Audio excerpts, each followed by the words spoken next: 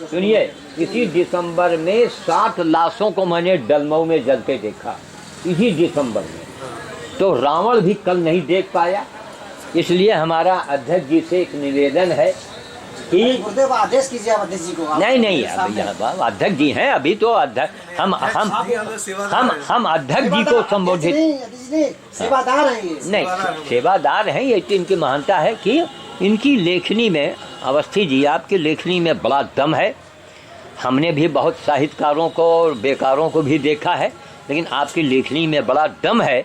इसलिए अब हुजूर आप कुछ न कुछ रोज़ लिख डालो, लिखते रहो, चाहे 5 लाइन लिखो, रोज़ लिखिए, ताकि वो जल्द से जल्द वो प्रकाशित हो। एक योजना आपकी और थी, कोई जो रास्ते में आप बताए थे, उसको अब जरा उसको अब लाइए धीरे धीरे, है ना। और कुल मिला के ये देखिए, गॉड गिफ्टेड है आप साधारण व्यक्ति नहीं हैं। ये प्रभु ने ही आपको क्या है अध्यक्ष बनाया, क्योंकि आप उसके योग्य हैं, आप उसके लायक हैं। आपके अंदर सहनशीलता है, गंभीरता है, अपना नुकसान भी उठाते हैं लेकिन उफ नहीं करते हैं। आप मेरे ऊपर नहीं कभी बिगड़े। भाई साधु जी देखिए, हमको 3 बार आपने फ़ोन करवा दिया। जब फ़ोन करने में महाराज पैसा लगता है, कोई नोट छापने की मशीन तो है नहीं आपके यहाँ, लिहाजा हम आपके साथ में हैं। आपके सारी तकलीफ़ों को हम जो है महसूस कर रहे हैं, और खग जाने खग की भाषा। लिहाजा उस लेखनी को शुरू कीजिए, क्योंकि कल के ऊपर ज़्यादा भरोसा करने लायक नहीं रह गया है ना। इसको आप लिख डालो। बड़ी सोच बड़ी ऊंची है आपके, नहीं क्या कि बड़े स्कूल के बच्चे सब वो जाते हैं, तो ये आखिर गरीबों का क्या होगा। तो चूँकि आपने एक रायबरेली में ऐतिहासिक कार्य किया है, रोज़ाना गरीबों को भोजन दे दे के बाप रे बाप, बहुत बड़ा कार्य हुआ है। तो हम ये चाहते हैं कि महाराज, और देखिए अब हमको आप वहाँ लेके गए, ये भी आपका बड़प्पन है, वरना आप हमको लेके न जाते। लेकिन नहीं, आप जनता को ये दिखाते हैं कि देखो भैया, सबका साथ, सबका हाथ, सब मिल के चलो, सबका विकास। इसलिए कि अगर बाबा को आप भूलेंगे तो हो सकता है कल कोई आपके ऊपर उंगली उठा दे। बाबा को नहीं, उसके अच्छे कार्यों को हम लोग याद करते हैं, जी कार्यों की। जी गुरुदेव, हमें अच्छा नहीं लगा जो इन्होंने कमेंट किया बाबा। नहीं वो कमेंट नहीं होता तो आपको इतनी बातें नहीं सुनने को मिलती है। अभी तो सोचिए, हमारे देश का पानी हमें पानी पिलाते, हमारा पानी, और हमें को बेच रहे, हमें चिल्लर फेंक देते, चिल्लर हमें देखिए। के रूप में। एक मिनट, साधु जी अभी जा रहे जल्दी है, लेकिन बाबा में कमेंटमेंट का कितनी देर आपको कितना टाइम दे दिया क्या देते हो? आप इतना बड़ा वो नहीं सुन सकते। एक ऐतिहासिक काम करने वाले व्यक्ति ने इस चीज़ को, इन्होंने सोचा कि नहीं, इस मुद्दे को थोड़ा उठाओ ताकि ये बात आगे बढ़े। इनको भी सुनने को मिला कि हमारे अंदर कहाँ किस कोने में कितना गुब्बार भरा है। हम भी कृतार्थ हुए गुरुदेव आपकी बात सुन, मुझे अच्छा लगा। आपने मेरा पक्ष लिया, मेरी तो हो जाती लड़ाई, आप अच्छा वो नहीं तो ऐसा है कि आप, मुझे तो गुस्सा लग रहा है उनके ऊपर, आपने बीच में आकर के आपने शांत कर दिया। आपने मेरी बात को, पहले तो आपने उनकी तरफ थोड़ा बहुत बोल, फिर आपने किंतु परंतु लगा के पूरी बात आपने गुरुदेव मेरी तरफ कर दी। जी हमने मेरी तरफ क्या करे, सत्य की तरफ कर दिया। सत्य की, तो सत्य बोलना जो आपका काम है, आपने पहले बोला कि जी भाई, साधु का मतलब सच बोलो।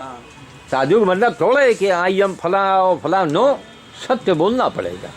इसीलिए तो एक देखिए, कर्म एक ऐसी चीज़ है कि कर्म के आधार पर हमारे अध्यक्ष जी, अभी इनकी उम्र देखिए आप, और रायबरेली का ऐतिहासिक कार्य आपसे प्रभु ने करवा दिया। क्यों? बड़ा कष्ट झेले हैं और अभी झेलना है। इसी जब तक आप अध्यक्ष रहेंगे तब तक आप शांति से न बैठ पाई हो महाराज।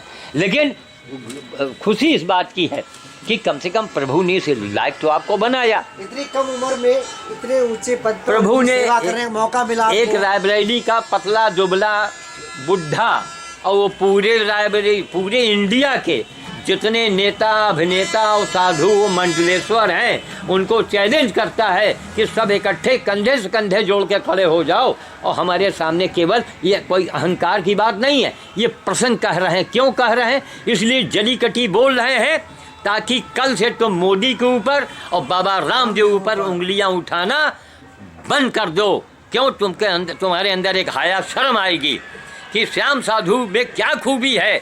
तो खूबी है देखना हो तो मेरे घर आ जाओ, मेरे मोहल्ले में पूछो, हमारे अध्यक्ष जी जो सामने बैठे हैं, इनसे मेरे इतिहास के बारे में पूछो। ये साहब बैठे हैं, ये भी हमारे बारे में जानते हैं। आप तो बाहर के रहने वाले हैं, फिर भी आपने नाम सुना तो आप प्रभावित हुए। नाम सुना गुरुदेव, पेपर में भी आपका लेके। तो ये अध्यक्ष जी का दिमाग है कि ऐसा इन्होंने कुछ किया ताकि देखिए हम लोग आज हम लोग दो नहीं मिले, हम लोग 11 मिल गए, हाँ, है ना, हम लोग 11 हो गए। तो कुल मिला करके हम वाणी को विराम देंगे, क्योंकि अभी गौ माता मेरे यहाँ जो भर्ती है ना, यानी जिस मरीज को मैं सेवा कर रहा हूँ बछिया की, उनकी मम्मी को भी भोजन दे। वो जंगली गाय ससुरी अंदर चाह गेट बंद करो, पाहो गेट तोड़ दे। अब उनका कहना है हमको बाहर रखो, वो बाहर ही उनके लिए आग अलग जलाएंगे, उनके लिए आग अलग जलाएंगे। क्यों महाराज, हमको नींद नहीं आती है, हम तो रजाई में घुस गए ना, तो रात में उठे 12 बजे देखा आग बुझ गया है, तो तमाम चूल्हा कबाड़ा लकड़ी कोठी बंगला है, तमाम सब जंगल पड़ा है। फिर रात में 12 बजे रात में आग जलाते हैं, उस वक्त केवल प्रभु देखता है। उस वक्त मैं मन में सोचता हूँ कि हे प्रभु, इसी काम को देख के दुनिया हमको पागल कहती है, लेकिन हम प्रभु आपसे पूछना चाहते हैं कि एक लावारिस गाय जो रोंगटे खड़े हैं इसके, वो मेरे दरवाजे है, अगर हम इसको आग जला के तपा रहे हैं तो इसमें बुराई क्या है? ये काम तो महामंडलेश्वर को करना चाहिए, जो इसकी कमाई खाते हैं, जो इसकी गद्दी पर बैठे हैं। अरे हम जो यही करते करते अपने आप को मिटा दिया। तो मन में सवाल आता है, फिर एक मन ये कहता है कि चलो यही कार्य जो है हमको ऐसे मुकाम पर उसने खड़ा किया है कि किसी को भी मैं ताल ठोक सकता हूँ। हमारे अध्यक्ष जी जो हैं, आज ये रायबली के जितने बड़े बड़े पुराने थे, उनको एक बार ये ताल ठोक सकते हैं। अगर किसी ने इनके आत्मा को जला दिया या कोढ़ा दिया तो महाराज फिर तो भोलेनाथ को भी क्रोध आ गया है, तो फिर ये उनको खरी खरी सुनाते। सीधी सी बात, ये महाराज बड़ी तपस्या से मिलता है। कुल मिला करके आपसे मिल के आप देखिए, जिस इलाके के है ना, वो तो मर्दों का ही इलाका कहलाता है। अब मर्दानगी की जगह है, जिसके नाम से लोगों में भय व्याप्त हो जाए। अरे सब भिंड मुरैना मैनपुरी इटावा सब अगले बगल तो है, तो मर्दों भाई ये इतना साहसी काम कौन करेगा, कौन करेगा? कोई जरूर भाई, हम कहते डाकू भी हैं, ठीक, तो किसी माने में कहीं कहीं पर वो सही भी तो होते हैं, वरना अगर ये न हो कि बड़े आदमी ये गरीबों को तो जिंदा खा जाएं, लेकिन वो बड़े लोग ये सोचते हैं कि अगर हम बहुत धन इकट्ठा करेंगे तो भिंड मुरैना वाला आ जाएगा बही खाता लेके हमारे पास। तो कुल मिला कर के हमने देखा आलू, वहाँ भुना हुआ आलू बिकता है मैनपुरी में, ऐसा हमने कभी अध्यक्ष जी देखा ही नहीं। जैसे यहाँ मूंगफली बिकती है ना मैनपुरी इटावा में, मैंने देखा ठेलिया पर आलू गरमा गरम भूज के और हरी मिर्ची के साथ दे रहे हैं। वो टेस्टी है खाने में। हम दिल्ली किसी टूर में बाई बस जा रहे थे, किसानों के टूर में, तो देखा बड़ा अच्छा लगा भाई। हम कहा देखिए, चूँकि वो आलू का वो घर है, जो चीज़ ज़्यादा पैदा होती है। तो अध्यक्ष जी, हम अब बिल्कुल हम वाणी को विराम देने के पहले एक बार आपको याद दिलाएंगे कि अपने कलम थोड़े जाड़े में स्याही जम जाती है, अब उसको मोमबत्ती में गरमा के हुजूर लिखना शुरू कर दो।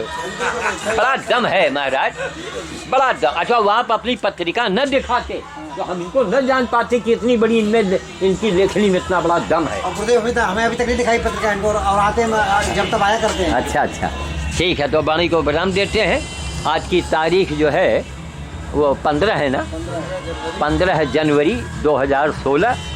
हम राजेंद्र अवस्थी जी, जो हमारे ओम शिव शक्ति मानव सेवा मंडल के जिलाध्यक्ष हैं, वो सामने बैठे हैं।